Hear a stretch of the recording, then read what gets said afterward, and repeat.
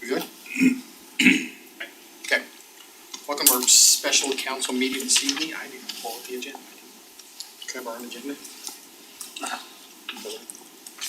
We're gonna jump right in. Any council business? Seeing none. Item 2.1. I would just ask in regards to the email that was sent about the Jordan Valley water. I'm a little bit confused about the two reps for West Valley, and I would just like some clarification a little bit on that, because I think that it's because one is because of the districts up there, and one is West Valley, but the way it reads is two for West Valley. Anyway, I just had some questions about that as far as because I mean, West Jordan actually has a bigger contract with Jordan Valley than any of the cities, it's even bigger than West Valley, so it's not population based. So as we're readjusting those boundaries and stuff, I think we really should take a harder look at understanding that, make sure that's not politically based, and it's based on good representation for the different users throughout the valley. My glance at it, it's exactly the latter of what you just described. My feeling is it probably is a lot of that, and I would like some clarification, and if that's the case, then we need to maybe start digging into a little bit, pushing back a little bit more as far as saying, you know, there needs to be better representation, a better balance of representation. Totally agree. Okay. And so, I reached out to Mr. Packard, and he's supposed to be sending us some additional information. I think they plan to move forward with this before our next council meeting. So it's kind of like a, here you go, information. To me, it looks like their attempt to keep us in the box. yeah, I did speak with Andy Croce because he's actually our I rep. was gonna say, have you talked to Andy? Yeah, I did talk to Andy, and so maybe even if we sent Andy, it was kind of a little bit of a letter to saying we're concerned about XYZ as a council, just combine that so that when. Combining what the Draper and that's Right. It kind of makes sense in ways because we share infrastructure with Riverton, so it's like, okay, I understand certain parts of it, but it just feels like maybe there needs to be 11 members instead of 9, or I need to understand Do why. we share any infrastructure with South Jordan? So we have interconnected systems with Riverton. Mhm. Some of the same infrastructure serves all of the not much Draper, Bluffdale, Harriman, Riverton, and South Jordan. Jordan Valley's infrastructure services us all. We do have interconnections with Riverton and Bluffdale. So, Maybe we share our secondary systems. Well, I don't disagree, and so I just thought maybe because Andy will be at that, Representative Furchi will be at that meeting, board member, and so it might be good for us to voice that concern and ask him to share that while he's at the board meeting, because he's our representative there. an explanation of how they came to this. Yeah, Because the numbers that you said, there's no rhyme or reason, it seems. and I also was confused about the double representation. It seems like it's for West Valley, but Corey I think it's more because he's on the board of Kearns Metro, I think. Anyway, he's a trustee for one of the districts. And they said legally only a city or a county can nominate. And, but see, So it then has who's to be nominating him? So West Valley? West Valley, But then essentially. why would West Valley have the right to nominate 2 people? I mean, I'm just I confused. think they're served by 2 different districts. And so maybe that's why, cause they get, that district gets a rep and this gets a rep. That might be the reason. Yeah. But then it's like, why? You So, know what I mean? because it's not on the agenda, for us Sorry. to take action Yeah. on, I think what we can do is work, and I would suggest probably the mayor, I'll work with the mayor, we can send a letter Yeah, if we could representing the just do city, and that, then we'll see, and maybe send it give to it to Andy to. board member Furchi, then that way he can, because it will be important to have a voice at their next board meeting. If you guys are okay with that. Yep. Okay. It was just easier than typing another email to everyone. No, that's great. Okay.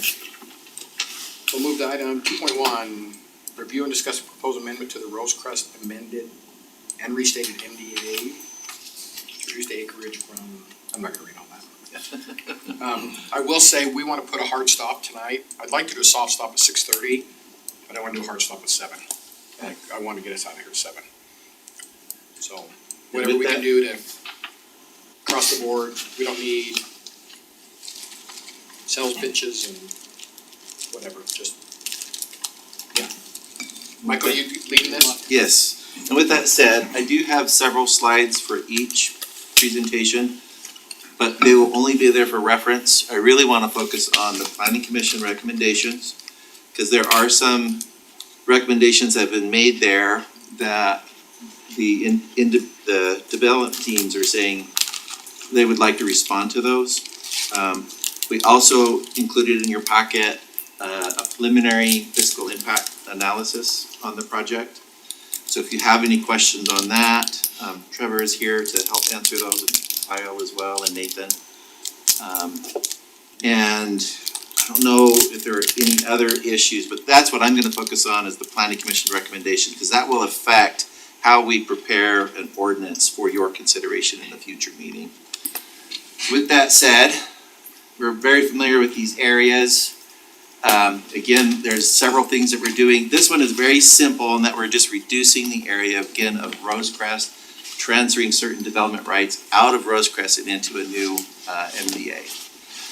I also wanna point out, they're removing the ability to add new land.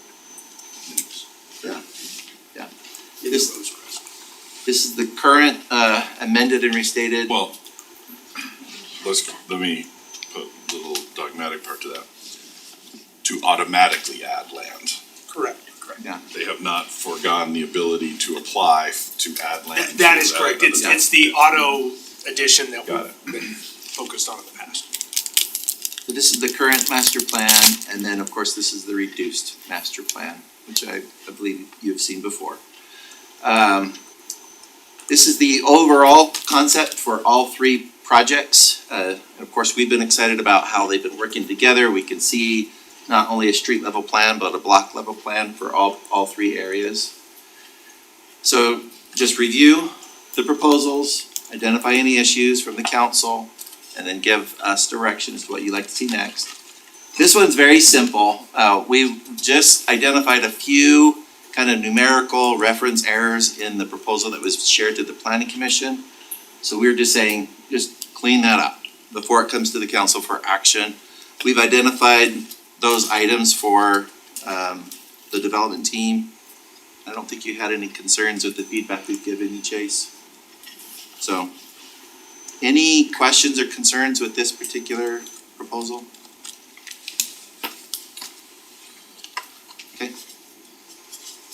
Go to the next one. Well, do we wanna get into the specifics that are inside of the Rosecrest MDA that we have questions about, or? If you want, we could take one at a time is kind of what I was thinking. So if you wanna talk about Rosecrest. I don't have a lot, I do just have one question. I appreciate that we're throwing out the old land use map and here's a new one, we're, forgetting the ability to add property, I appreciate all of that stuff, that's great. Defining the residential units, all that stuff's great. Under section 7, under the open space accounting, these pods 42A and B, being kind of transferred over to the Panorama MDA, it seems like we are counting this land twice. We're counting it as open space under the Rosecrest MDA, and then we're also going to count it as open space under the Panorama MDA. And I'm just curious as to what is the reasoning behind that, why we're okay with that. I'd like to kind of understand that a little bit. And as you know, in the agreement, the proposed amendment, it is saying basically, whatever we have provided in the past, we've satisfied the open space requirements in general, right? That's kind of where they're coming from. I don't know why they have kind of put that out there, what the negotiation was on that. I know that obviously we're really consolidating our energies into 42A, that new park plan that is being shown in Panorama's project. We also have been experiencing, we simply don't have enough money to build out the projects that we receive. So I think that's where the interest was trying to consolidate, right, and get actual I guess improvements. the question is it being counted twice?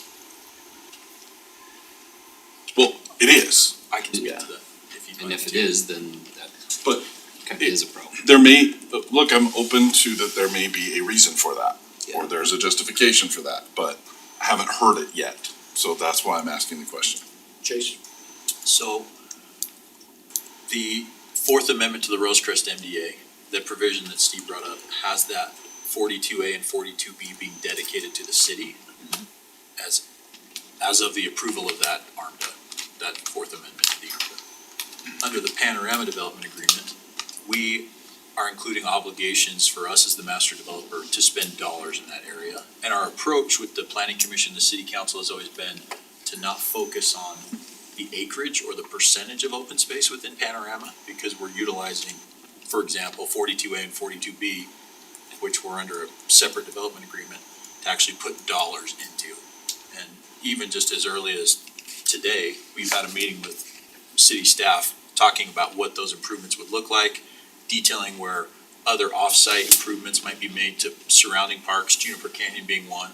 So from that perspective, I don't know that it's being counted twice, because one developer, one owner, South Bench under the Rosecrest ARMDA, is donating the land That's Under- natural open space. as natural open space. That's their full obligation under that development agreement.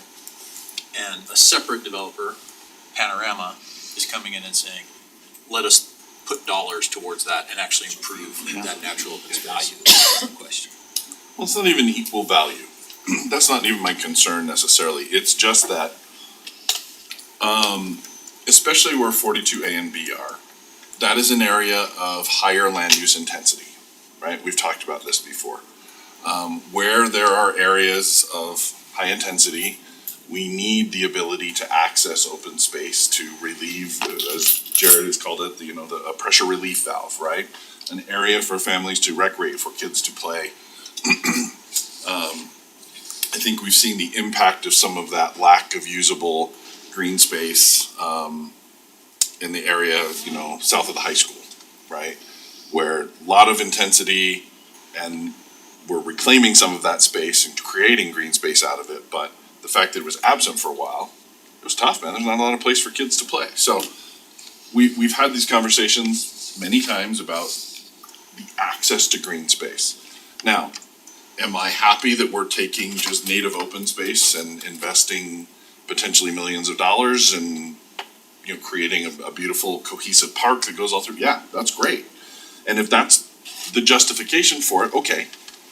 But typically we have seen a lack of open space be a problem. And so I'm not trying to set up a conflict here. I'm just asking the question of if it was used as green space to satisfy the requirements of the Rosecrest MDA. And now we are amending that MDA, we're transferring land, we're transferring some of the open space, okay. But how does that impact what was negotiated in the Rosecrest MDA? Meaning, has the city received substantially less green space now?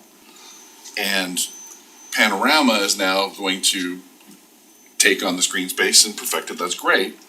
But net, is the city still lacking open space that's usable for the residents here? So two things, we'll obviously have to run the numbers and get you a report on that. The second thing, and this is different, I'm pretty sure every other MDA we've done, at least before my time, there's always been a PUD component as well. And the PUD is where the 20% open space requirement comes from. There is no requirement specifically for an MDA because, as you know, it's purely negotiated. Sure. So if the council wants to specify a specific quantity of open space associated with the Panorama project, either accepting what's being proposed or negotiate something different, you certainly have that obligation. Through the zoning title, there was no benchmark because they didn't apply for a PUD. They're just relying completely on the MDA tool. So if I recall some conversation, it was that, the field and type that we offered, because we're not But going we to ever haven't had build. any discussion about relative values. 100% right. And Yeah. Steve's point of what's needed, I mean, the conversation was about the type of, the terrain and what realistically can be put there, et Sure. cetera, but we haven't had any discussion on quantifying. Yeah, and look, I'd much rather have a nice completed park than park strips or, 30% slope, Yeah. open space, right? Stuff that we've talked about is not at the heart of what we're trying to accomplish with open space, right? So it's not about the quantity of open space. I much prefer the quality of open space. But there has to be a certain quantity as well. Yeah, and Right. we actually did meet today to Okay. went through an entire plan for this whole area. And so As far I'll as share that open with you. space, Yeah. So we need, as Michael put part it, of we it- need you to run the numbers. Yeah, I'd like to know the numbers and I'd like to hear, recommendations from staff that this is a good plan, that we're happy with this, that this, is in line with our Parks General Plan, that this, is an adequate amount of open space that represents, good planning and, land use. I just haven't heard any comments from our experts that this is a good solution. Yeah. It might be, I just haven't heard it yet, so. Yeah, I would echo that. I We- have no desire to have hit 20% just for the sake of 20%. Exactly. Because then we have a bunch of unusable, ridiculous pieces that we just have to figure out how to maintain. Yeah, or stuff gets People thrown to us like that people the encroach corner. on. Yeah, and then we're upset, and anyway, Yeah. so let's just make sure that it's Sorry. a good plan. Or we get an Not- acre in the corner of the hill, Or up the right? side Yeah, of the exactly. end of my street. so I think we're all on the It's same good. page, it's Yeah. more just make sure we Yeah. quantify What it. numbers do you guys need to see? I'm sure we've got them, I just need 38%. 38. Just, It's all gonna be like this, so. At 10, more than 10% slope. I think That's we right. can put some dollar amounts towards the amenities that are being provided. That's what we talked about today, as long as we agreed on what it looked like and what it felt like there and how things flowed, we can come up with. yeah, I've heard rumors I don't think on it's some of those necessarily parcels, acreage, it's right? $5 or $6 million of improvements, right? That's great. What do those amenities What look is that? like? What are we getting? That No, kind of and stuff, so. we've nailed a lot of that down today. Got it. That's helpful direction. Anything else on Anything else on Rosecrest? Rosecrest? No, the rest I'm very happy with, so. Okay. Great.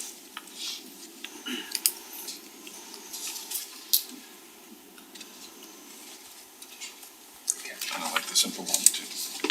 I don't know if you want me to bring this up now or later, but the impact fee right there, so The the financial, that's it's the same one for each of Yes, them. yeah, cause it's all three combined.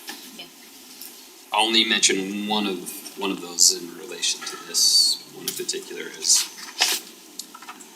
we call out an expected amount in impact fees, but we don't have the corresponding obligation for infrastructure.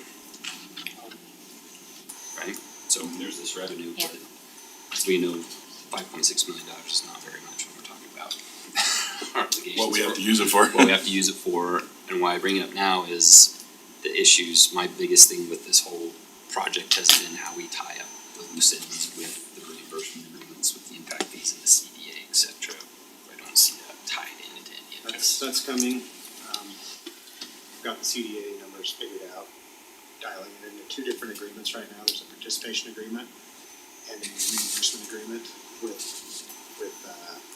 cause you have restricted funds and less restricted funds, essentially. Well, when we have those things in place and now we're putting a PUD over the top of it, so.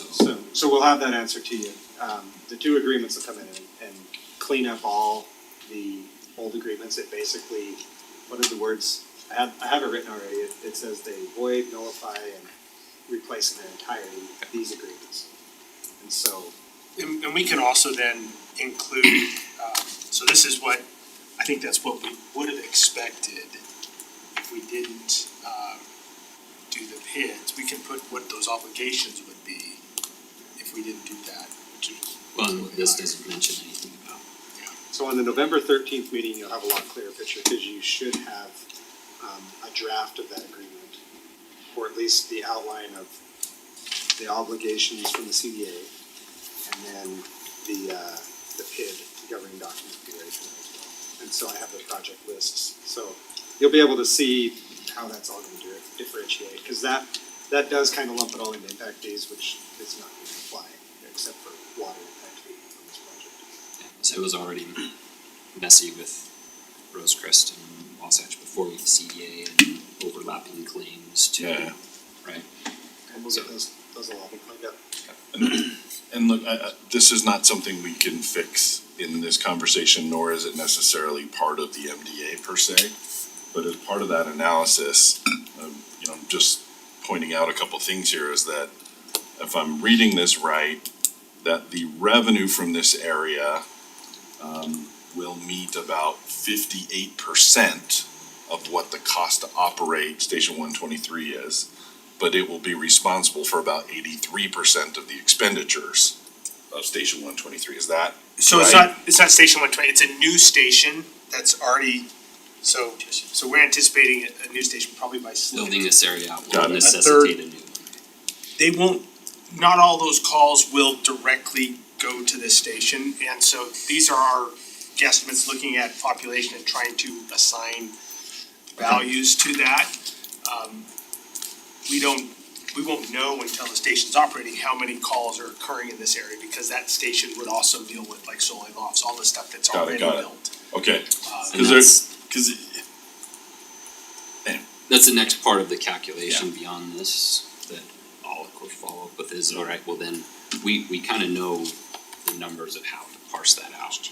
That's where we're at. That's just for the operation. Yeah. Of the station, right, that number 2.5. It's just to run it, that's not to. yeah, exactly, it's not the 5 or 6 million to build it, yeah. Any of those things. So I have a whole bunch of other things on that side of it, but I just wanna bring up the impact fee, cause Rosecrest that was a big deal. We're getting to the point where that's very close to being brought Yeah. to you for And there is the a, final cleanup. there's one other comment that I wanna just point out in the analysis report that I get, but I didn't exactly love, was, in all, it's on, what page is that? Page 3. It says, in all 3 instances, revenues are a fraction of the anticipated expenditures, meaning these areas may require subsidies, I'm assuming that meant from other areas of the city to meet their operating expenditures. So, I'm not sure I like that phrasing, because of the fact that as a city, we're all subsidizing the costs of a growing city. We're all paying taxes for a growing city. We all had to have a HCC tax increase to cover the cost of additional police needs for a growing city, right? And so, although that may be technically correct, I'm not sure that's the great verbiage for us to be putting into so, our reports and like that. we can look at that, cause when you look at the overall revenues, and this was a discussion you guys had the other day, is property tax going to be the way to fund this all along? There are, I would hazard to say there are no just residential developments anywhere in this country that actually pay for themselves. Of course not. Amen. Taxes. They just don't, they never have. You need the commercial, and so I think that's what we're trying to analyze. We've been calling this our version 2.0. We think we'll probably have it locked in by the time we do 5.0. We're working on some stuff today, looking at like existing areas and trying to prove because we have some knowns there, if we plug it back into our model, how close is our model? And we, And kind of regression test it a little bit. And I get it, right? trying to understand, so we can This is work really on good this for this one. starting point, but I'm right with you on your point there, and this is a good way to show that for any of them. I don't wanna take us too far into the weeds on this, but I'll just point out something I brought up in our last conversation about, I'll say funding public safety. Property tax is never going to fully pay for it as we build out, right? So just look at. With the 199,000 a year we're gonna get in property taxes from another 3,000 units, yeah. So the HPD, so it's page 3, HPD expenditure coverage, HCC revenue, call it 1.6, right, operation costs, 1.86, right? That delta, look back up to the 335, that basically would be maybe our commercial revenue, like that, this conversation you and I had the other day. Yeah. Eventually, yeah, that's where our commercial stuff has to offset largely public safety, because the needs of public safety, especially with density, you're never gonna pay for it with property tax, so just another note for future financial planning conversations, right? Eventually, that's where we need to land. I agree, I agree with what you're talking about. I think the hard thing too is sometimes we talk a lot, and we talked about, even, with our HPD budget was new growth should pay for new growth. And if you look at this, new growth isn't paying for new growth, and then you get pushback from our residents go, why are we not continuing to subsidize the next layer of people you're bringing into the city when you send a message that says we're subsidizing it? It's like, new growth should have to pay for new growth. Part of the new growth equation will equal commercial dollars. Yep. As long as it does, that's why. The bigger plan, so I'm gonna keep putting that out there, that as we move towards that, we're gonna have to put a portion of that towards it. That's why we talk sometimes about not walking away from some commercial locations. It's like, no, if it's better for houses, and it's like, well, then how is it ever gonna pay for the houses you just You need brought to in? balance land use, anyway. So I have a whole bunch more stuff to Yeah, get that's off in the weeds on that. the discussion about that, look, this is great information and it's stuff we've been asking for. And it is a wonderful starting point for us to begin some of this dialogue, right? It doesn't impact this MDA. It's not necessarily a part of this MDA. It's about a much broader policy Yeah. regarding taxation, regarding development of the city, regarding balanced development, regarding timing of things, right? All of that stuff together is part of what our job is, right? And so we can have another meeting where we dive into all that stuff and get through it, but it was an opportunity to kind of just bring it up for a So second. part of it that I think does affect the MDA, which things that we've really already addressed to this point, is adding more commercial area, right? And getting roads improved that are gonna take people to the commercial areas on their way in and out. Yeah. Those things that are part of this plan will help with that tremendously and speed up that timeline, so it's again, your efforts on those, and fantastic work. So I know you're buried every day with all this stuff, but it's fantastic. Yeah, So good it's, stuff. and it really is something we've been asking for a long, long time, because it helps us make more informed decisions, more data-driven decisions, understand really the impact it has. Sorry, one last thing to squirrel, the park fees, right? Well, the park fees, that's just the ongoing, $5 a month fee, whatever it is. Correct. Right, that's never meant to bridge that cost, we're always supplementing that. So that's just, right, so there's pieces of this that are missing, but this is a great overview to show us kind of, I don't wanna say the bottom line, but give us an idea of what we're looking at, so. And I would say, given that it's a model, it's an expectation of what we think will happen. It's not exact. What? It's like one of those polls, we've got a confidence interval and a margin of error. Yeah, exactly. Just make those bigger and bigger and then we're always correct, so. But go back to the main thing for me is, look, we're Yeah, we looking can at do the that. impact fees, but what are our obligations, right? And we plan on doing the PID, but same thing applies, but what's outside of the PID that's still our obligation under impact fees? Yeah. That's kind of, that is the bottom line for us. For sure. I'm sure that'll be great news.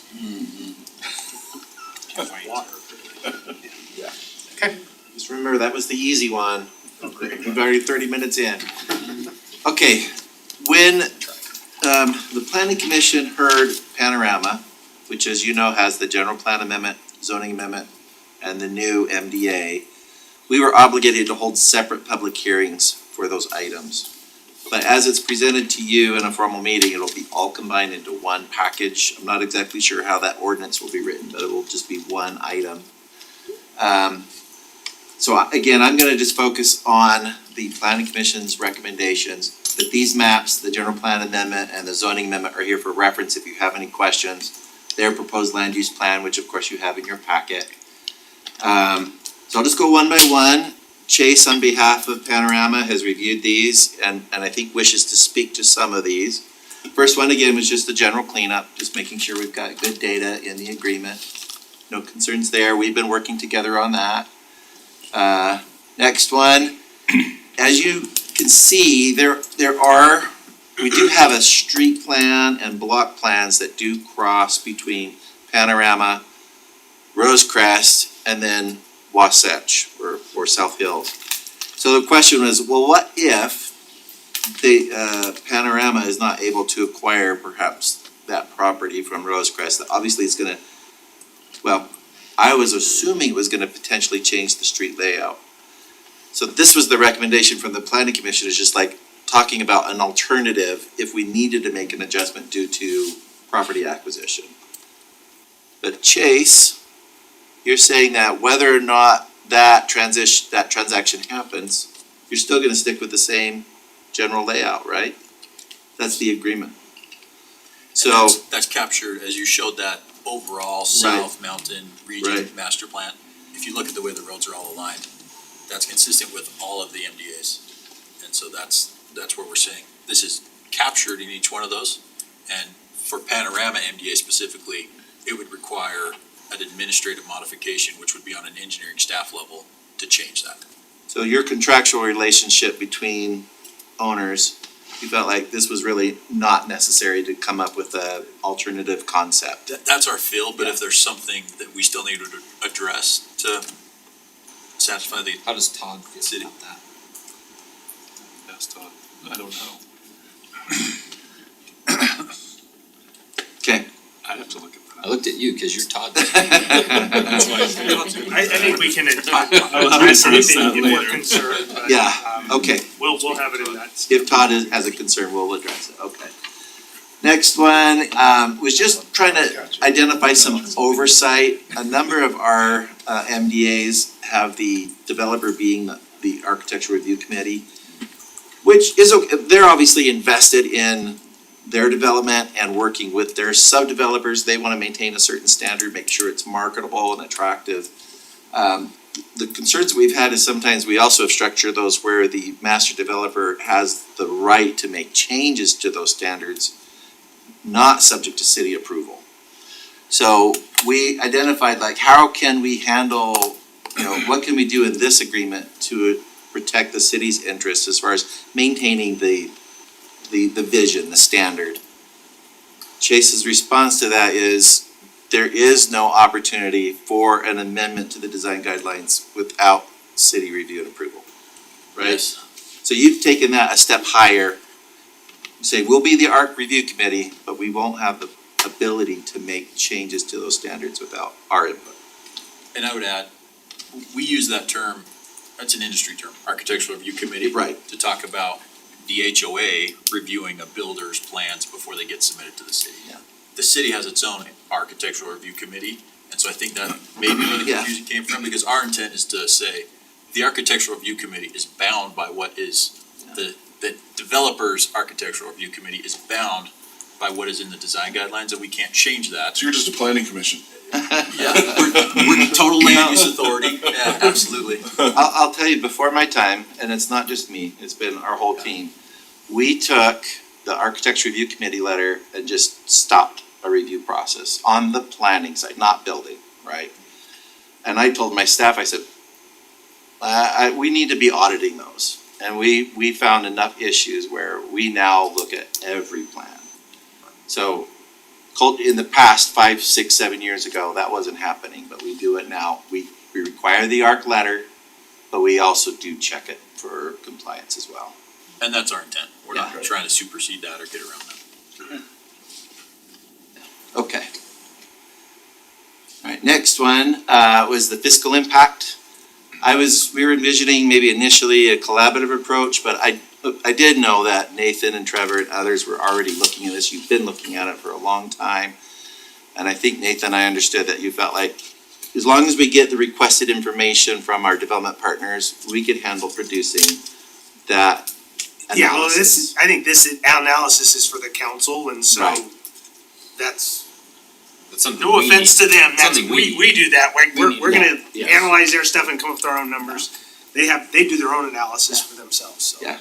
So I think we're I don't good think there. that should fall on them. Yeah. Our numbers are great, by the way. Yeah. Now, this one was identified by the planning commission, it was not in the staff report, but commission just said, can we identify like some kind of timeline, something in the agreement as far as expectations for the city on construction of Juniper Crest? And I'm told that that's something that you're comfortable with. Yeah, my response to Michael is, we want to have this conversation. Our intention has always been to do it right out of the gate. In fact, we have a permit with UDOT that expires August 2025, so if we don't get it built by that time, we've got to go through the permitting process again with them, which would be more money than just getting it done right out of So the gate. I think we're in agreement on that. So And we were part of gonna, it's based on your PID approval, right? Yeah, we, obviously, that's how we would fund our portion of that improvement, and, it is tied to when that funds. so our And thought, we're moving that up as quickly as we can, so. our thought on this one was, if there's a subdivision that requires either primary or secondary access to Juniper Crest Road, then a certificate of occupancy would not be issued for a house inside of that subdivision until the road is open. And so that way you're not putting new residents having to route down through Rosecrest Road, which is the concern that we're hearing from the public, so that would solve that concern. I talked with Chase and it sounded like that was. We're good with that. I'll acknowledge it doesn't give like a specific hard outside date of August 1st, 2025, right? But what it does do is incentivizes us, obviously, to move forward with that so that any unit that requires that as a secondary access can't have a C of O issued. Additionally, we can't issue a permit up there until the water tanks are open, so there's a window of a year or so there too, so. Yeah, I mean, the reality is we can't build our main collector road without Juniper, so. But it allows them to move forward with subdivisions and putting in infrastructure, so that that's not lagging behind waiting for this road to get built. So it allows things to work in parallel, works for the developer, works for us. You can build your collector with half your Juniper built. You don't Yeah, need- we don't you need to necessarily connect to Right. Rosecrest, but we intend to. I mean, the plans are already submitted. Exactly. So you're saying August will be an okay timing with the C of O? That will line up with the first, Well, I would just say next year. Depends on when we get paid. When we get an MDA approved. much and later. Yeah, The market study for the That's a kids. farther- That's Yeah, a a farther year, but timeline out a year than out. their UDOT timeline. that's what I'm saying, but so really the bigger trigger might be the August, the UDOT timeline might. And this is kind of a fail-safe to have in there. This is a fail-safe to address concerns we've heard from the general public. which is really the concern, right? Just dumping additional traffic on it. Ryan, how does that permit work? Does it have to Start? be open? I'll have to check and see if it has to be completely constructed, but, Cause I don't think it'll be just has to built by August. I just think it has to be open. We'll be under construction To be for sure, sure, cause we're shooting by. Yeah, I shooting think you can February. renew it if you're in construction, Okay. you can If you're renew it. Because actively I working. can't imagine we're you'd be active. done by August. yeah. That's a short Maybe window. October. Yeah, no, we fully intend to have this thing functional next year. It's about a 6-month build time, once we dive in and get started. Once everything You're else is probably in looking mind, at all your March, PID, money, yeah, everything. April, yeah. Yeah. Yeah, So is staff good with that? We all good with the C of O and timing on that? We'll propose some language in the NDA for how to address that, and then that'll be what's on the Well, 13th. yeah, I'll bring up my question about this later, but That includes the improvements offsite too. Of the C of Os? No, Or you do the- that at the same the time? Juniper Crest. yeah, Yeah. the Juniper landscaping. Crest landscaping. yeah, because there's, We are trying, we're trying. It all depends on what the market study comes back with, on how much money we have to spend. We're willing to obligate ourselves to it, it's the timing we need to, and that is any day, right, on market study? We're supposed to have it yesterday, I gotta follow back up. Few days. So by the time we get to the 13th, we'll know more. You'll know more. Yeah. Okay. Do we wanna tie the offsite improvements to the C of O docs as well, or no? I don't know Probably that no. you can. I know. I don't know if, cause it's more of a life safety concern here with Yeah, open drop, state with law the would drop, allow so that. these aren't, and that Yep, road okay. is. I just wanted to clarify. But it is an MDA. I mean, it's. It'll be in there, it'll be required in the Yeah. NDA, but not tied to the Yep, CBO. obligation to do Yeah. And the timing on that is also, like Jim said, dependent upon the market study and what that final detail looks like with the parks plan. Because if we throw more dollars at a particular improvement within the parks plan, we just have to look at how we finance those landscaping improvements. And vice versa, if we say, hey, let's pull back on the certain amenity within the parks plan, we can take those dollars and put them towards those landscaping offsite improvements sooner rather than later. I mean, our main focus, just to be honest, is to get the roads open and get our Panorama Park built. The things that are gonna affect Panorama, we wanna help the city get all that stuff cleaned up. But that one's probably lower on the priority list for me, as far as like getting a road that doesn't have anything to do with Panorama cleaned up from a landscaping standpoint, where it doesn't really affect functionality. But we intend to get it done. And in our meeting earlier today with Wendy, that's the next meeting we're gonna have, is timing of how we do what with all these different ideas that we have. So you'll probably have that on the 13th as well, but you could probably have some time to. I think so. Okay. Just two more from the planning commission. They were concerned about making sure that all of our agreements are referencing the same, regional, roadway transportation plans. I think it was just kind of a, I don't know, button and suspenders kind of approach. But, yeah, so that was just a recommendation that they made. Did you have any concerns on that, Blake? No, when that was brought up, I think we spoke a little bit about it. Their plans, their roads have been following what our master plan has. We've been working together on it for a couple of years now, so it's all tied in, there's no concerns. We're actually working with UDOT on the Mountain Corridor one too, or construction. So we've worked very closely on this. I don't So, have any concerns. Again, yeah, we don't have any issue with this. No, Bryce does Bryce. Oh, yeah, we've seen them consistent from MDA to MDA so far. And we didn't change anything because we wanted to make sure engineering was like, no, you guys are good. Yeah. Right. And the next one is about the trail plan as well. We wanna make sure it all ties in. Which, yeah, we've, as you know, you've been working together cleaned that already. all up Yeah, together. so we're good.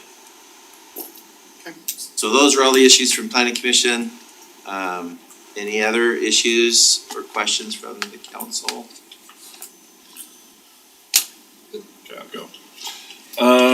So I'll start on, item 1.27. Maximum residential units, it says 1,716. In section 3.2, 3.1, it says 1,717. First one's correct. Okay, we need to fix that one, so just tidying up, right? Thank you. Can't trust attorneys to do all that stuff. Section 2.3.4, taxes. It says taxes or modifications thereto, so long as such taxes are lawfully imposed and charged uniformly by the city to all property, applications, persons, and entities similarly situated. I have two questions about that. Does this clause preclude us from setting up any special assessments or something if there's some crazy additional costs? And then the second thing would be, does this also prevent the PID from having to make any adjustments to a mill rate should there not be enough, they get to the end of the bond and there's not enough to pay it off, right? There's provisions where they may have to increase a mill levy later on or something to service a bond. It's part of the PID language. Does this somehow prevent that from happening as well? Cause the PID is a taxing entity as well. So I just, two questions about that, so. I would say this is rights for the city. Mhm. So it wouldn't necessarily address the PID question you have, that's a second one. Well, it just says taxes. Correct. It doesn't say city imposed taxes, Well, it just says all So taxation. this is the exceptions to the vested rights, the city expressly reserves, so at the beginning of 2.3, reserves. Okay, you're right, and 2.3, yeah. So I would say with the taxes, it says you can do it as long as it's to all persons who are and entities similarly situated. That would be the key, is if there was something special to a part of town you're doing, you would have to do it to everybody in that town, but they're the ones situated that way, not others. So I think you have the flexibility. Okay. We can double check that with Todd, make Just- sure that we're good, but. Just a checkbox, right? Just making sure we're not spiting ourselves there. Okay, 3.1.1. It says in here, accordingly, the administrator shall approve any application that exceeds the maximum number of residential units for any village. so long as the excess residential development units are a result of adjustments to lot layouts. There's a couple of places about this, so, the one, I guess the caveat word in here, if I'm being really dogmatic, is that it says the administrator shall approve any application that exceeds the maximum RDUs, as long as it's just because of lot layouts. I'm not necessarily loving the idea they could just massively change the plan with way different lot layouts, and and it's only handled administratively. And the word shall. Yeah, I mean, it does go on to say that they have to be adjacent villages and the village yeah. receiving, Has to be the other one this and has to da-da-da-da-da. lose. But I have problem, I kind of have some Same issues thing. with all of that, right? It's just, look, you're changing a lot here, it's adding 2 units over here and 1 unit. We definitely don't wanna see that stuff, right? I'm happy for that to be administrative. But there gets to a point where it's like, maybe that's something council really should be considering, right? If it's a substantial change, and that's a very ambiguous word here, right? But But some of us have seen that. yeah, where it could get egregious, right? And so maybe not even as a part of the MDA, but maybe as a part of city policy, is that if an administrator is going to be making substantive changes to something like this, that the administrator would have to come and report to the council on that, I wonder if we. just as an internal may, policy. The administrator Yeah. may approve This this. type of, Same this thing. type of Yeah. agreement though supersedes that. It Well, would, I mean, that's- this would definitely supersede, that's No, what I'm no, no, saying. that's what I'm saying, but if we put May, there's a 45-day, review thing put in here, right? So that the administrator has 45 days after receiving it to make a decision. That's what I'm saying internally as a policy for the city, to have the administrator bring something of note or concern to the council. Yeah, we could create a if that's what you choose to, we could create a policy that kind of says if it's, you know, if you go from, if it's a 5% change, we don't really care, but if it's a 30% or 40%, council wants to see that, right, if there's a Yeah, big shift. So And I don't know and what we can that number negotiate is, that and I don't wanna internally with overcomplicate this by ourselves. any way. I just don't like the idea of if they put something into the administrator has to approve it no matter what, for any amount, anywhere. I'm not happy with that language, so. It definitely should say may, not shall. Yeah. Can I add something, Steve? Yeah.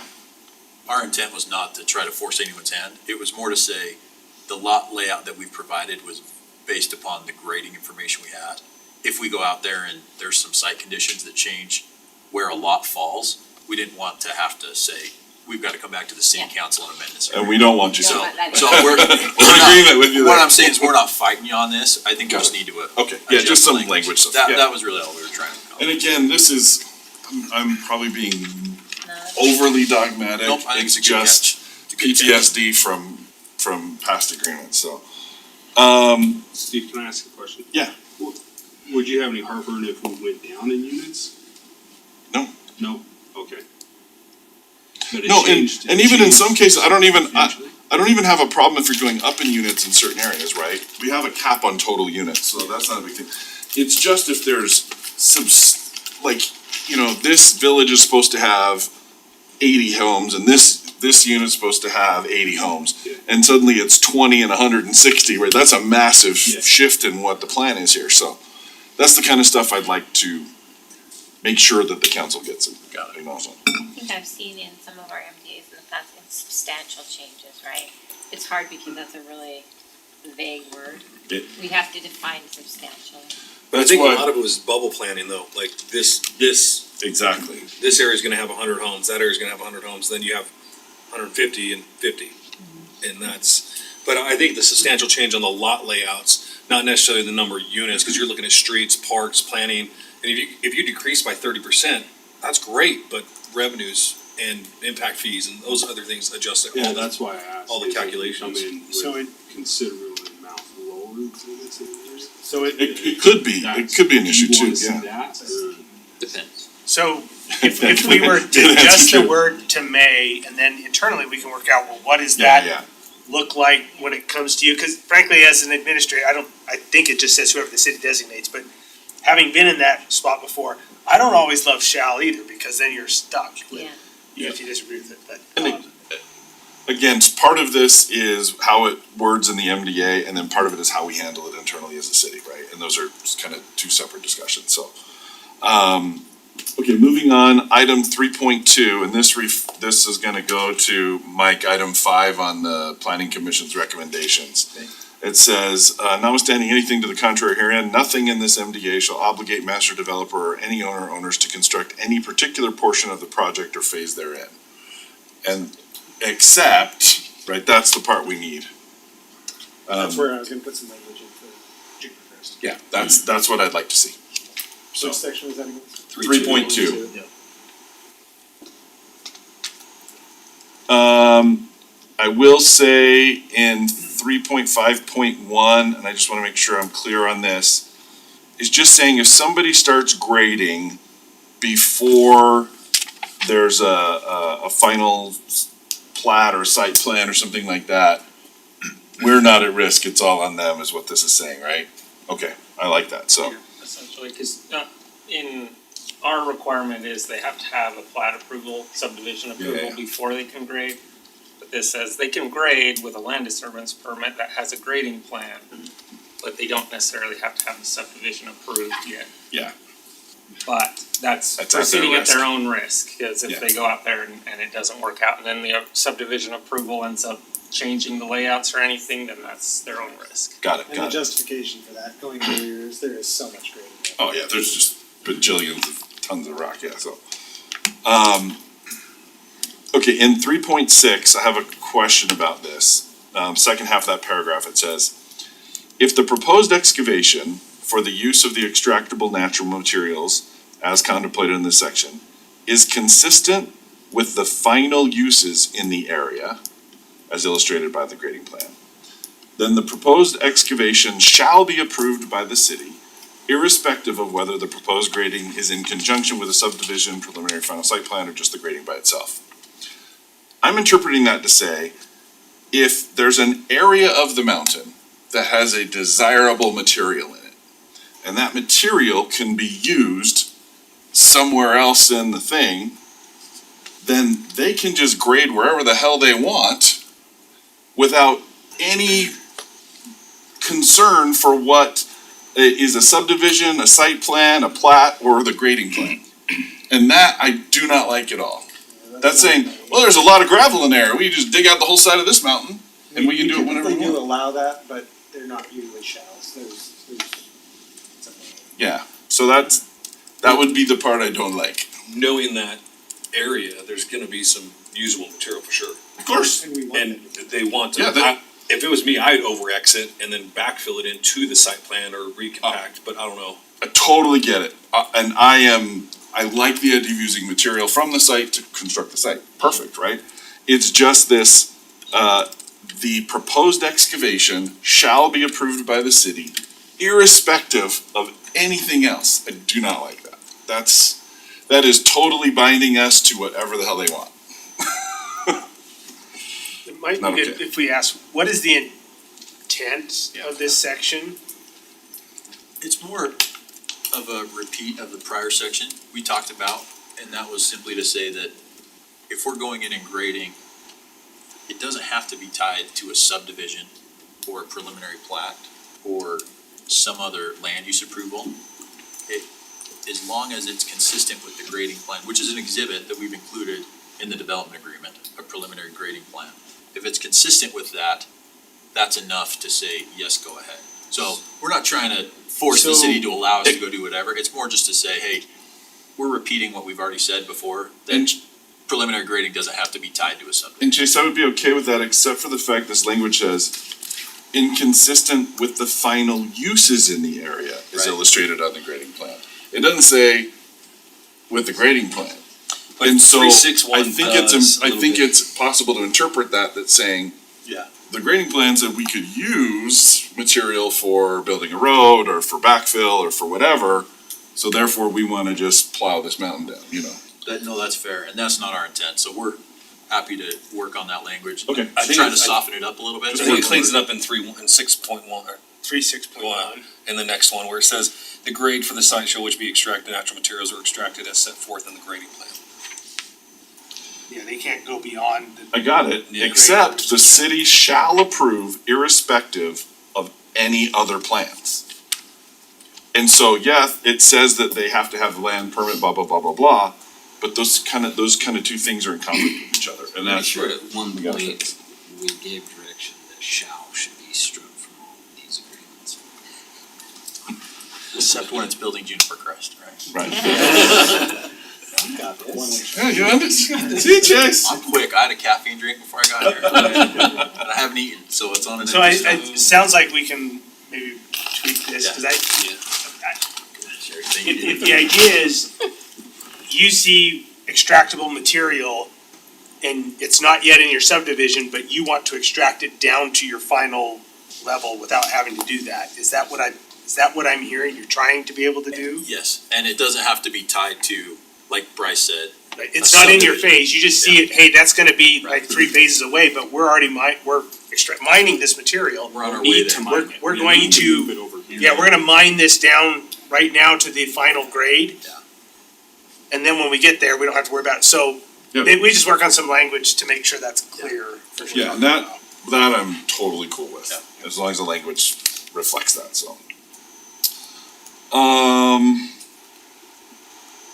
Okay, I need some help on 3.10, 3.10.1.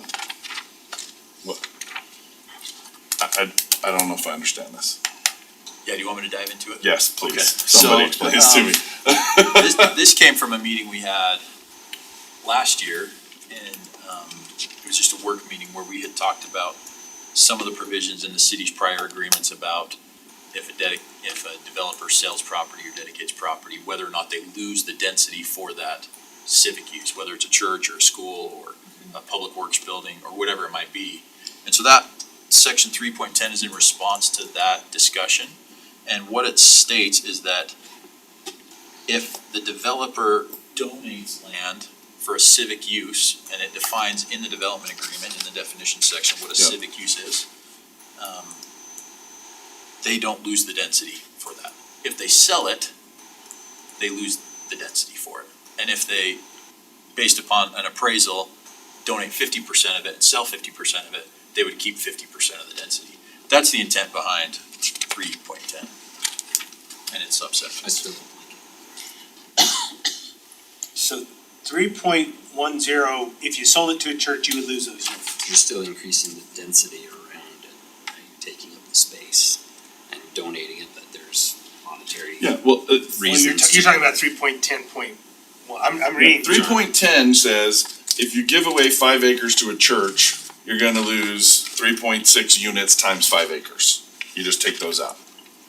But 3.10.1 is where I get a little, it's, I started doing the math and I'm like, wait, has to do with the fair market value and what percentage of the per market value per price you're getting, and that is a reduced number of, so you don't lose 3.6 units, you lose 60% of 3.6 units, or so, like it started to get a little murky for me exactly what that was saying.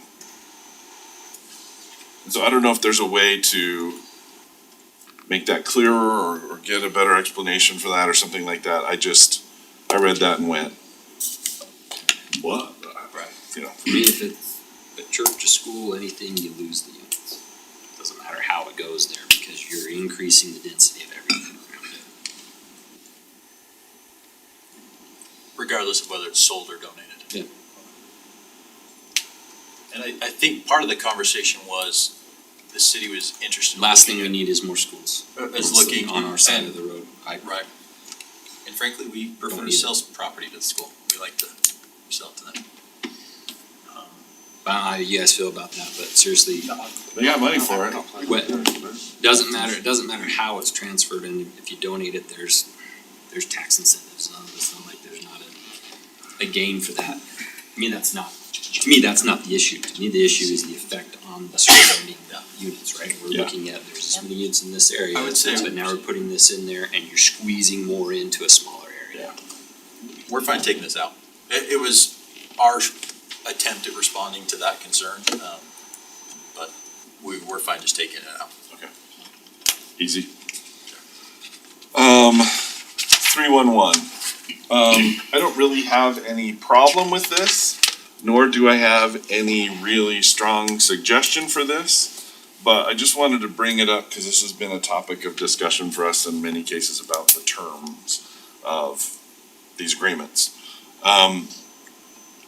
If I'm reading this right, it's basically saying that if the developer has done everything right for 15 years, they're not in default, they've done all the stuff they're supposed to do, they've lived up to everything, they automatically turns into a 25-year deal.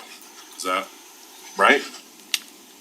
Yes, and then it says it automatically terminates once they're done with the build out. Yeah, I got it. So yes, it is, it's a 25-year. Now, in the forecast in one of the public meetings, it said you guys expect it to be 10 or 12 years or something like that, but economics go like this and market, so I don't necessarily care that. What I appreciate and I respect and I wanna make sure that we protect is the developer's right to develop, right? If they're doing what they're supposed to do, they're moving forward, they've been in compliance, they should be able to continue to move forward and build out the rest of the development. I just am bringing to everybody's attention that this is potentially turning it into a 25-year agreement. And we have noted that when we have agreements that span multi-decades, things change, right? Priorities change, needs change, markets change, what the builder desires to do, what the city desires to do. Yeah, the numbers change, right? All of that kind of stuff can change. Although I do not intend, my purpose in bringing this up is not an intention of jamming up any developer, is that like we did with Olympia, where we meet every few years and we're gonna have a kind of a powwow about how things are going, are we okay? Are these numbers right? Are we still on track? Do we need to make some adjustments? That kind of stuff. Maybe at that 15-year period, there should be some kind of a conversation, right? There should be some, reconciling of priority differences and planning differences and stuff like that at that point as part of the go forward. Not as an obstacle to it, but just as something that should be included as part of the process as it gets Formal extended. review. Yeah. So we should just jointly convene, right? Yeah, and again, there's an intent there that maybe there's a hope and an intent, but that my hope is not to jam you guys up on the development, you know what I I mean? think we had, maybe it's in Wasatch, we have we meet every fourth year, and that's No, similar that's on Olympia. Yeah. You could, if you did that, you'd be we could put something like that where we meet and we're gonna have a formal meet and confer at those times. If you did every 4 years, you would be talking about it at year 12, which would be a more appropriate time to talk about it than year 15. Yeah. Right? And I'm not even saying we need to make that a part of the MDA. I'm just saying, I think we need to do something like that before it's an automatic renewal Some for sort another of- 10 years beyond that, Some right? sort of formal review to determine that. But I wonder if you wanna those keep it terms have been- very similar to the past MDAs like Olympia and say it is the first 12 years is good to go. At 12, we review, every 4 years after that, we review. Something. I'm open to ideas, I Yeah, just, I guess I maybe I hope could ask you understand this, the idea behind what I'm I saying. do, and maybe I could ask one clarifying question on that. Would that be, it doesn't sound like you're making it a condition of that term extension. It would just be a part of that, to say, hey, Part of the process. part of the Yeah. process of saying, we're getting together. I think that's how it was with Olympia, right? We're getting together. We're not using that as an opportunity to say, we're changing things on you or you're changing things on us. It's just, where are we at? Are we meeting each other's expectations? Are we still interpreting things the same way? Well, the state might have different needs. We might have Yeah, different and needs. that's the thing is, communication and collaboration through the process is going to avoid us coming back 7 or 9 years later and being mad at each other because of something we didn't clarify early, you know what I mean? This has been a really good process over the past, 18 months or so, 24 months, right? I really love how this has come together. I love the idea that we've got multiple parties that are all on the same page. Like, there's so much good happening right here. When we're talking at 15 years or 25 years, there's so much, the further we go out, the less predictable it becomes, starting with tomorrow, right? Look, you were part of what we wrote in and why we wrote it, so I hope you understand what I'm trying to get to with this. Absolutely. Not as a means to jeopardize or trump your land use rights as a developer, but to reconcile those sometimes really disparate ideas and priorities, just so we're on this, we have a chance to have those conversations. So if I'm hearing you correctly, then it's not an issue with the way that the terms are structured, it's just how do we introduce something to the MDA that requires us to come together a little bit more frequently. What if it's not 10 years, what if it's 5-year increments or something? Yeah, maybe. I'm open, I didn't come with a, You didn't have something in So- mind? yeah, no, sorry. So we could probably I'm great at talk. causing problems, Do you very want us bad at the solutions with it, yeah. I mean, obviously, what we always try to solve, just like you guys always try to solve, is some certainty. You guys want certainty on your side, the developers want certainty on theirs. And maybe it just needs to be smaller increments, like maybe it is a meeting with a 5-year extension and then a meeting and another 5-year extension. Yeah, Just to make sure it happens. my idea is not to remove your Sure. certainty. Right. That is not the point. The idea is none of us, we want to be certain now going forward, but 10 years from now, things are gonna be different for you and for us as a city, right? There could be all different people sitting There around will this be all table. different people, none of Yeah, us you here. would have different, right, that kind of a thing, so, Even look at the South Hills Agreement from 2009. yeah. Right.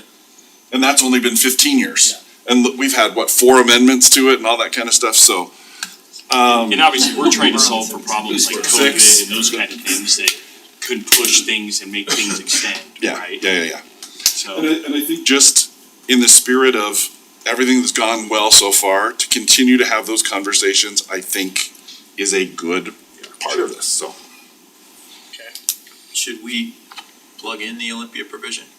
Would Yeah, that, maybe that's where we start. You start there, yeah. Continue, you can go 5 Yeah, it would. I said it, I think the idea is to have the meet and confer and to be discussing instead of having stuff surprise people.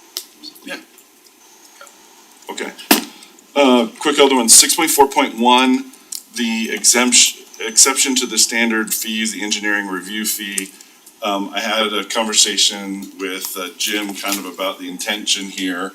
Apparently if you do the 3,000 plus the 3%, it's like more than they paid in all of the development and engineering to even get to this point. If you have a So- $20 million road, put 3.17% on it. Yeah, it's a ton of money, right? So I understand the intent to avoid any egregious charges on the developer. I think that's a good plan.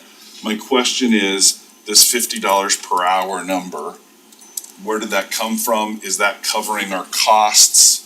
What I don't wanna do. I don't know where the 50 came. What I don't wanna do is put in a price that doesn't cover what our actual costs to do this process are. 50's not a big.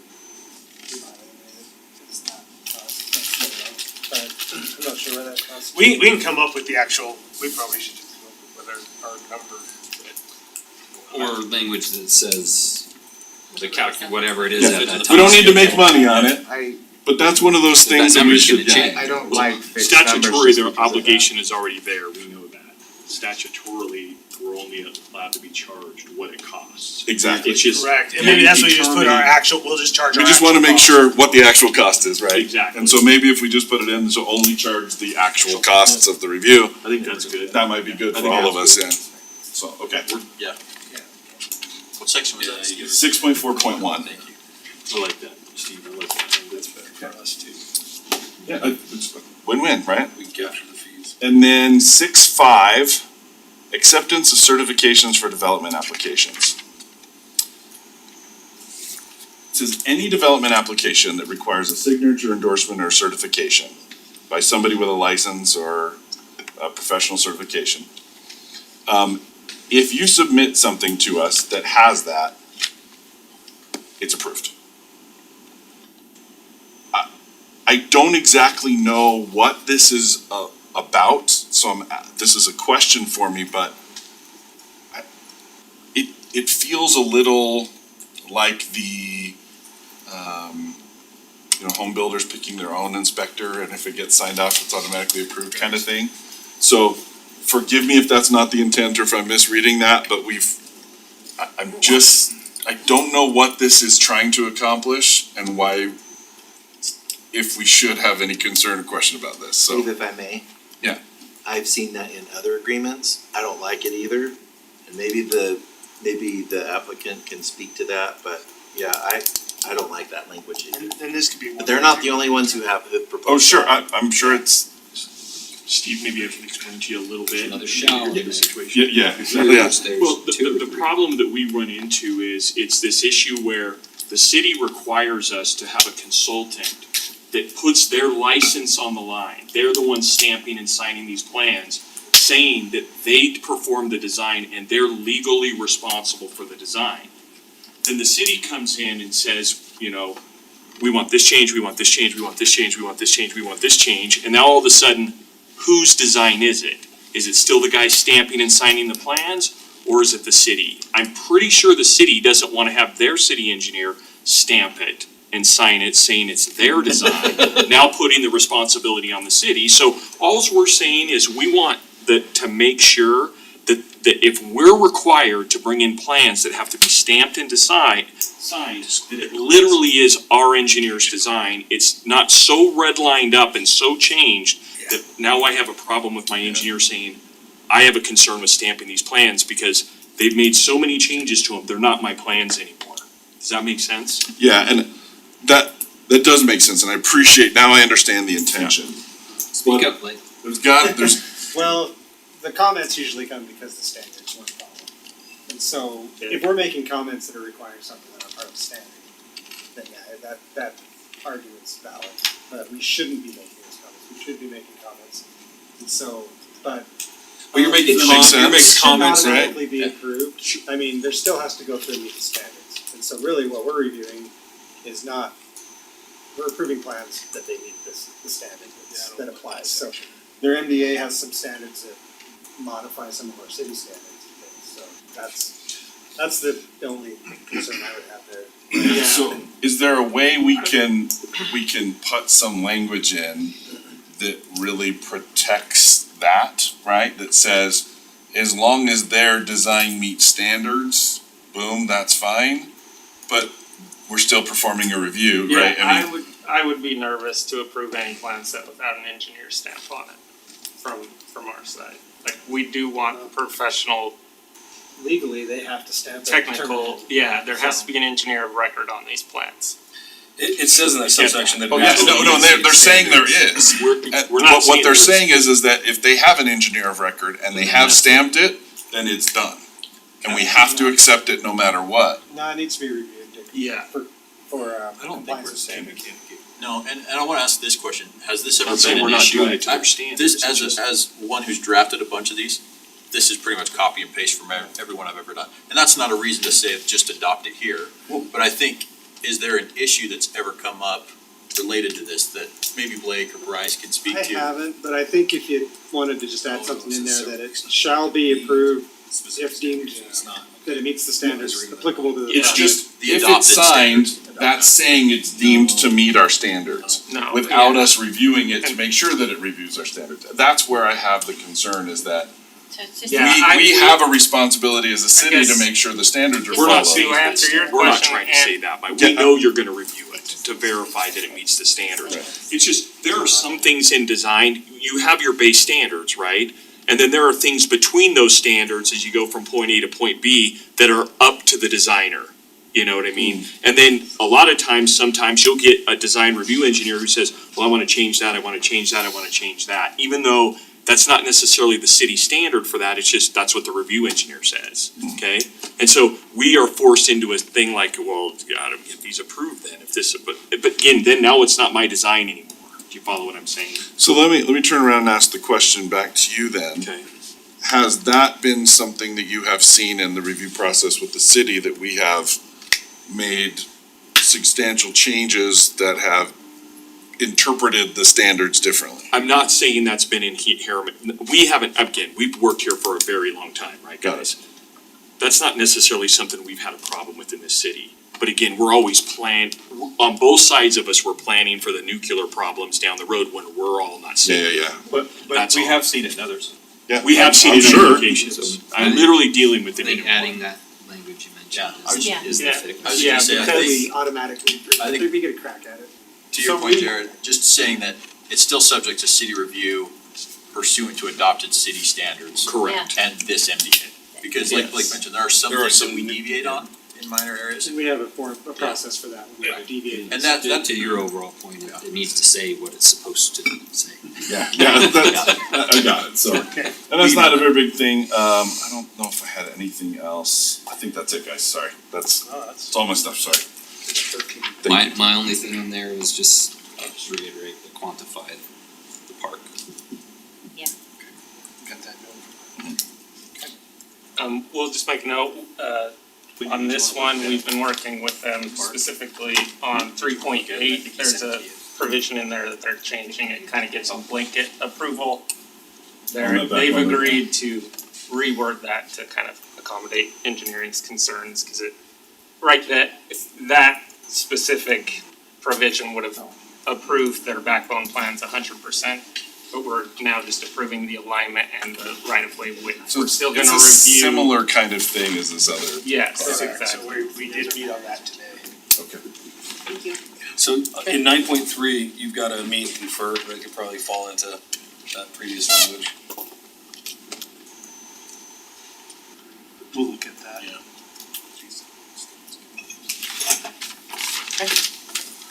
Done? Okay, next. Okay, Sorry guys, I monopolized that conversation. That was good. I wanted to make Great. sure I was thorough on that, so. no concern. Needed to be done, this'll make the next meeting easier too. So like the Panorama MDA, when the South Hills ARMDA is presented to the city council, again, the general plan, the zoning amendment will be part of the ARMDA. Will be one presentation.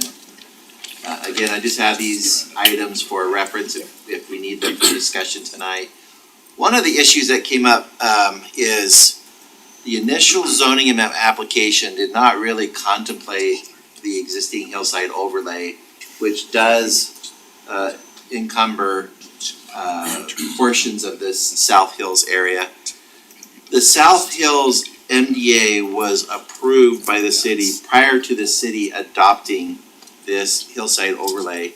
So there's been a general management or kind of development understanding that the hillside overlay doesn't strictly apply.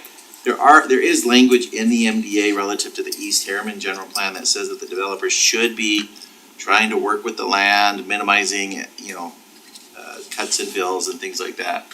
But we also know we've got a mining permit here with Staker, and they've been doing a lot of work for many, many years. In the end, what Blake did a really quick study, just based on, was this LiDAR data? So we have some aerial imagery from just August of this year. So I looked at it, picked some hillside areas that had not been disturbed or appeared to have not been disturbed, and just circled them really fast. So this was something in between the hillside and what exists out there in the field. Yeah. So just keep that in mind, because that becomes one of the conditions of approval, and I think maybe probably one of the most significant things to talk about tonight potentially. So we're kind of wondering like, okay, where we still have some native vegetation or some steep slopes, can we try to work together to preserve those? And you can see that the development team has already largely tried to work around those areas, in their plan. Yeah. Yeah. Again, the Moving a land lot use less plan. dirt. Yeah, that you've seen, the community plan, and again, this is that change, remember pod 20 down here in the lower left corner, used to extend much closer to Kemp Williams. Kemp Williams did come to the planning commission meeting, or I should say, the ACUB representative, right? Ryan, and did express some concerns about some of the zoning changes. They understand that there are vested development interests or rights associated with the South Hills development. Open space, this group has been saying that they want to have some kind of an exhibit or a placeholder in the plan, but they are willing to work with the city as we are planning to do a parks and open space update, right, Wendy? Yep.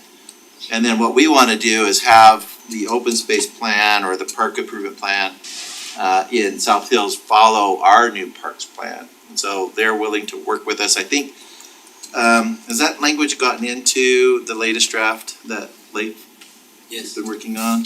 Okay. That was not shown to the planning commission, that kind of Yeah, came after. And the table, the legend will reference your red lines, Yeah. Mike, that says, shows what's being dedicated to the city Yeah. versus not, so you'll have honestly, by tomorrow afternoon, you'll Are have you guys the okay Yeah. with that? Doing it that way? Well, it was asked of us many months ago to remove that portion of the amendment number 5 that was recently approved, because we were gonna work in conjunction with Panorama to try to put together a master parks plan, parks, trails, and open space plan that took both of the developments into account. But We're then it total was, green And we space agreed to park do but that. it was mentioned if, like we were saying with Panorama, if we're all gone in 10 years and we haven't gotten to an agreement on how we do that, this is just the fallback baseline at a minimum, that's what we gotta do. Right.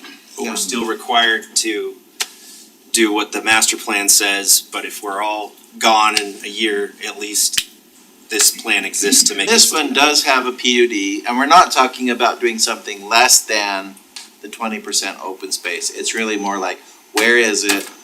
What's native? What's improved? Well, Those are the kinds, listen, I yeah, think it's great for us, Yeah. I was just kind of thinking for them, Yeah. like, yeah. hey, we just want you to sign on and says whatever the city's plan is, you guys have to do it. Well, I mean, I would hope that we can have a conversation and that it's within. Shall do whatever the city deems.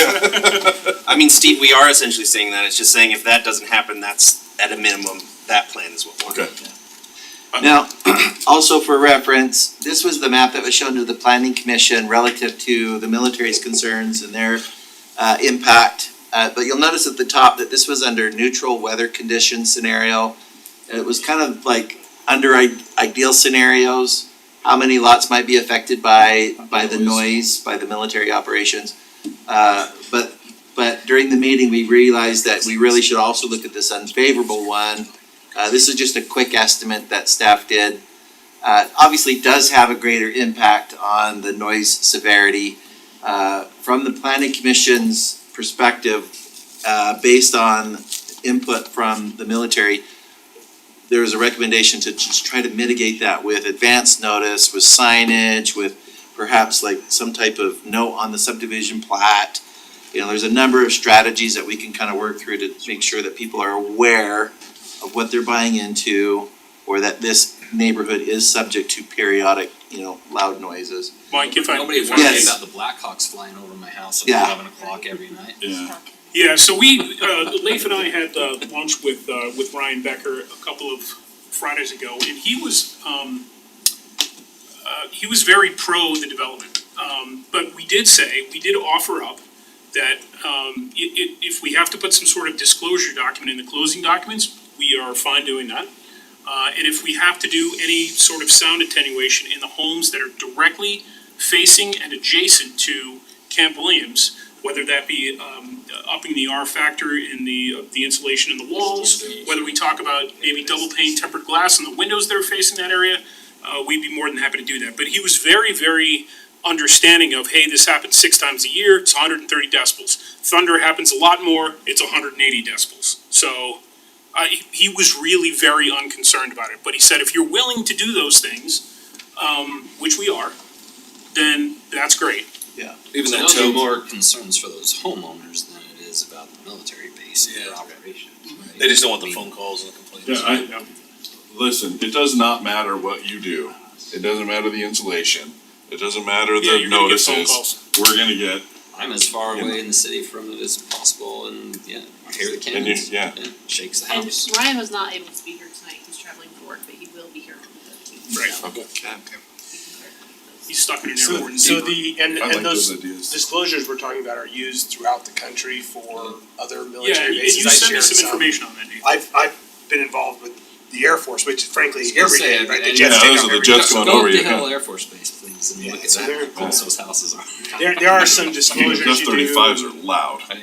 they are incredibly loud. I was just on the beach in Florida and Ingles right there and they were flying over every day too. It was right loud. It was awesome. I mean, Yeah, it's probably great. Sound afraid of We saw the F-18s at Miramar going over. when we were So I out. think what they're Near Marsh, same proposing place, that yeah. is used throughout the country, to at least notify people, and then some of the sound attenuation we're talking about, at least on that front. That topo's gonna help you on the front, the closest ones too, cause you're Topo? down in that, Yeah, oh, yeah, no Inside, doubt, yeah, yeah. cause you're down, you sort of down in a gully. yeah. Yeah, there's a big hill that you have to They go might over even to not get hear there. as bad as it, That is Yeah, true. It's possible. And I think that's an important note, is we asked in the planning commission meeting to Ryan, is this data from a model or calculation, or do you actually go there and record it? It's all from a model calculation, which is the military, I imagine their model and calculation is pretty dang accurate. But it isn't actually going to the actual location and recording. Okay, I'll go through these quickly. This first one, because there's kind of a final or a deferment on the final parks plan, open space plan, we want to just revisit the general plan. We do have an open space parks designation in the general plan. So we just want to update the general plan map after we've settled this issue with the park plan. Hillside overlay, the recommendation was that we keep that in place. That was the planning commission's recommendation. But as we've talked about, you know, we were trying to find some middle ground. It sounds like, you know, we could work together on maybe where that restriction should land. Again, just a general cleanup. I went through a number of things and sent Leif a number of just like small corrections on numbers and things like that. This is where the planning commission had recommended that we require this real estate disclosure, again, standard practice in these military impacted areas, specifically for those 3 pods. Again, just that reference to making sure we have a consistent roadway transportation plan between both projects or all 3 projects.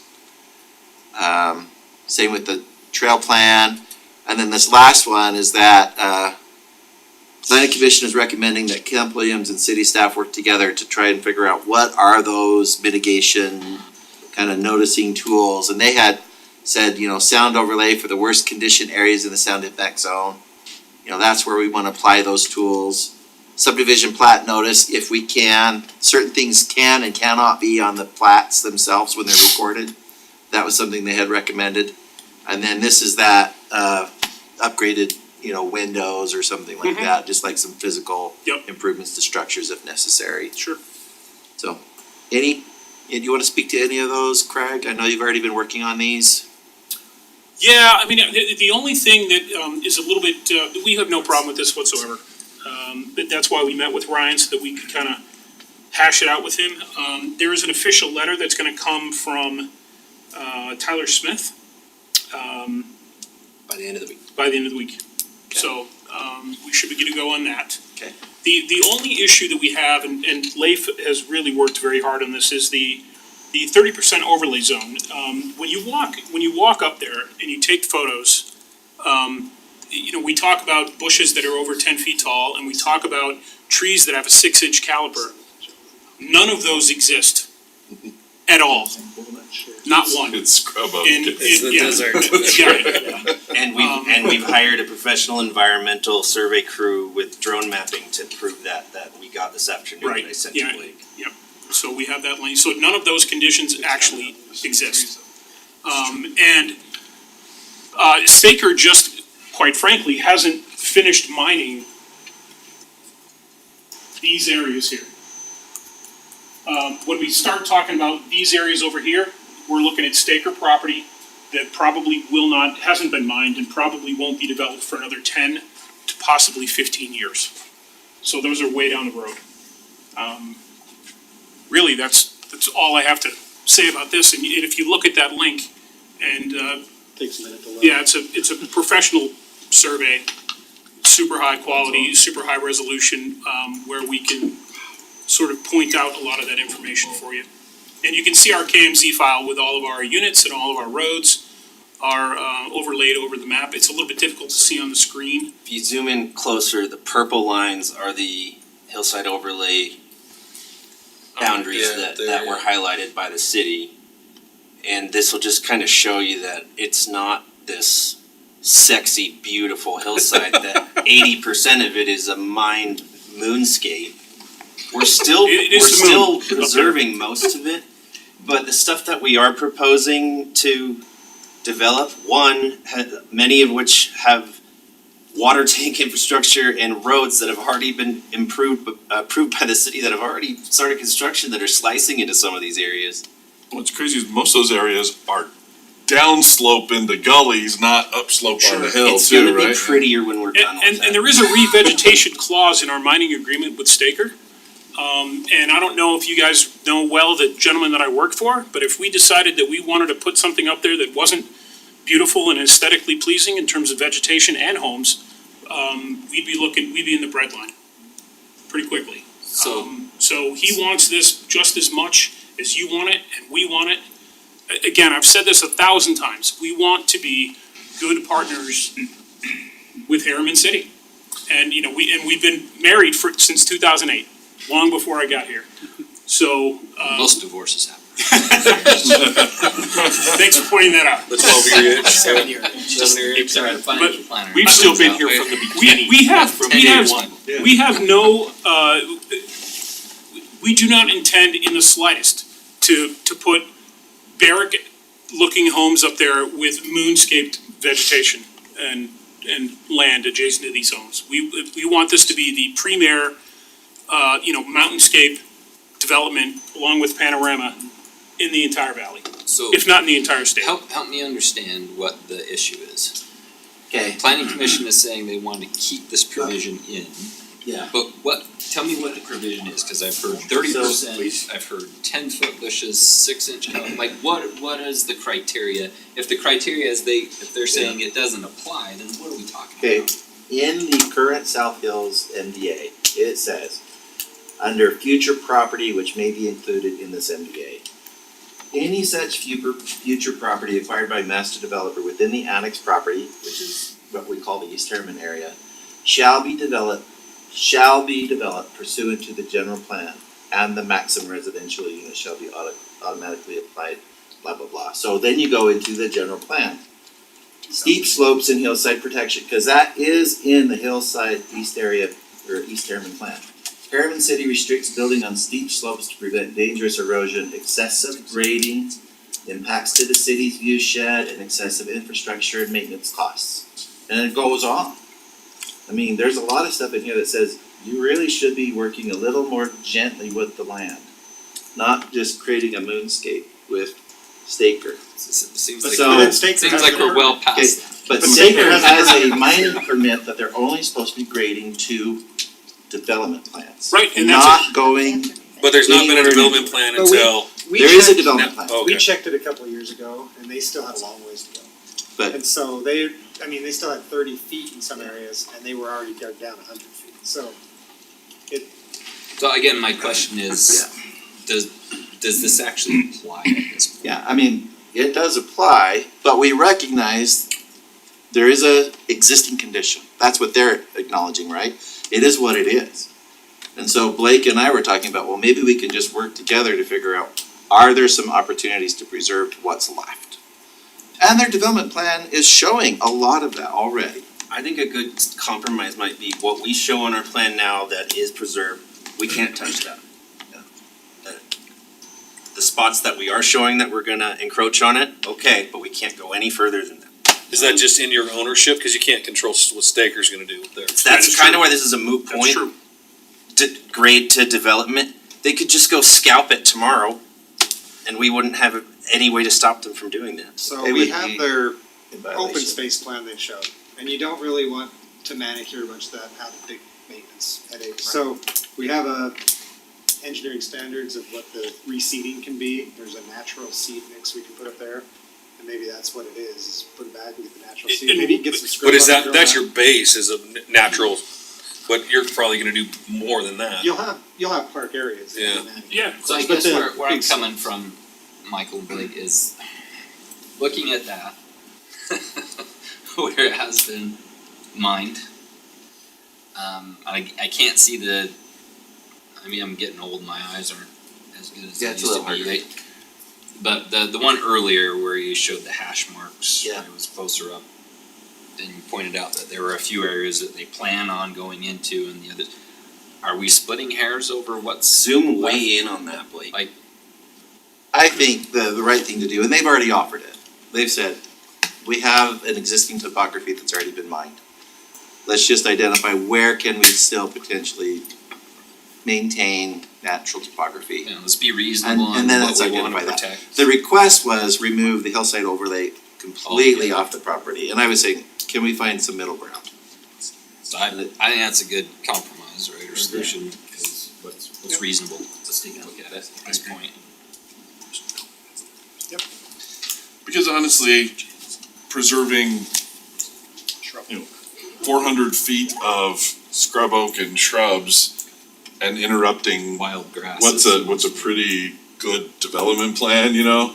I don't know that that's necessarily accomplishing a lot. The two But if main we're saying ones- we don't want you to build, dig out the whole mountainside where it's beautiful There's and gotta be there's several some- yeah. spots, like I said, where that it's a ravine and nobody's gonna go there anyway. That's what I was gonna Yeah. get to, is you can see the two narrow ones down Yeah. towards Mountain View. You got it. Yeah. They're not developing in there, and those are the ones that engineering's most concerned about, because they're the natural. Yeah, so Yeah. I protect those, Yeah. a measure of reasonableness where we both look at this and go, yeah, that just makes sense.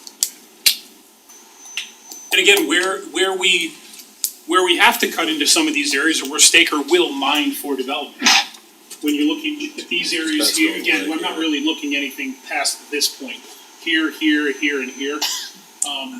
Anything that is in between some of these lots here will re-veg with what we have already there. We'll plant scrub oak and scrub brush and whatever it is that we've got up there naturally, we'll put in those areas. We're happy to do that. Especially those items that grow very quickly, that become somewhat mature in, 3 to 4 years. Whereas a juniper tree takes years and years and years and years to grow to maturity, but thankfully, we don't have any of those on this property currently. Well, in those yellow areas. Correct. Cause apparently if those trees are on flat ground, we can just plow them, it doesn't matter. She said Because there's it's not areas where 30%. engineering is. I mean, is If it's it, 10%, bye-bye juniper tree that's 200 years old. is it fine, you guys I'm all about it. come give us a suggestion on what that should be? It's almost like the spaces they're putting between their developments are replacing in kind the areas that they're Yeah. disturbing, and then if they reseed them, that seems to be meeting It their. was kinda good. Yep. And we're happy to work with the city if there's any sort of vegetation that you want in these areas, as opposed to what would be natural, we're happy to do that too. Okay. So we may maybe just have to add a sentence or two in there to cover 8-inch trunk that we're gonna work things on we that. just magically appear, I'm just Poison ivy. Tom's out. Metals, that would be great. Okay, is that everything then? Is that everything? Thanks, so. At the end of The the agreement, if you wanna go through so this is, theirs is in Nice raise. a restatement, so you just approved 5. Yeah. 6 is essentially this, amendment 6, which is the ARMDA. Is just putting it all together, and for one, we've had a lot of conversation about adding, they removed that. If they wanna add, they're gonna come back through a standard application process with the council and have a negotiation. Well, it becomes a little bit ridiculous when you have this MDA that's from 2008, then you have these 5 different amendments, right? So we kind of consolidate everything into a shorter, more concise document that takes the general plan that's existing now into account instead of a general plan from 2008. And it becomes a better document for us to be able to manage as well as you. So that is why we're doing this. And if for some reason there needed to be another amendment, that would be amendment number 1 to the ARMD. That's a bummer. And that'll be the parks, Like right? amendment Yep, number you got it. 18. And that'd be number 7. Then we can say there's only been one amendment. So this is good really for everybody in the room. It just makes life easier, it makes Yes. approvals easier, it makes Mike and Blake's job, much simpler, ours as well. So we're happy to comply with this. Well, if I could just say before we end, thank you to everybody in this room, that this has been a big lift, from staff to the development part, this has been a big lift. Thank you, truly, this cleans up so much, makes life thank you for our partners to really come into, I think you've heard our concerns and heard, so, been great, so So thank you, yes. So our next meeting will have all these items on it for action, including the PID, actually two PIDs, it's gonna be a South Hills PID and a Panorama PID. All under one governing document. And if I can work with the right entities here, we can get the agreements to clean up the Rosecrest reimbursements. So that will all, have the most heartburn. the only other thing that will be hanging out is the CDA memo of the county, and that's gonna be, And that one's not big deal, cause it's Okay, and that's thank all. you, everybody. Yep, that's all. This is exciting. Motion carried. Okay, Second. all in favor? He's 13, there's no internet on that.